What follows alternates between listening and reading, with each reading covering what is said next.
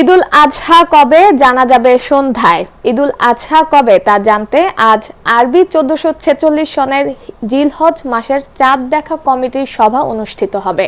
বুধবার 28 মে সন্ধ্যা 6:30টায় জাতীয় মসজিদ বাইতুল মোকাররমের সভাকক্ষে এই সভা অনুষ্ঠিত হবে। মঙ্গলবার 27 মে ইসলামিক ফাউন্ডেশনের পক্ষ থেকে এ তথ্য জানানো হয়। সভায় জিলহজ মাসের চাঁদ দেখা সাপেক্ষে পবিত্র ঈদুল আজহার তারিখ নির্ধারণ করা হবে। এতে সভাপতিত্ব করবেন ধর্ম বিষয়ক উপদেষ্টা ডক্টর আফম খালিদ হোসেন।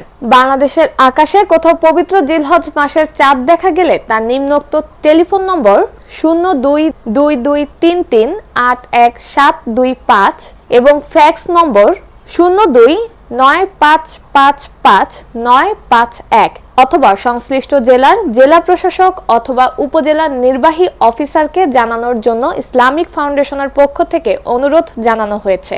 এদিকে সৌদি আরবে 1446 হিজরি সনের জিলহজ মাসের চাঁদ দেখা গেছে। ফলে দেশটিতে আগামী 6 জুন ঈদুল আজহা উদযাপিত হবে।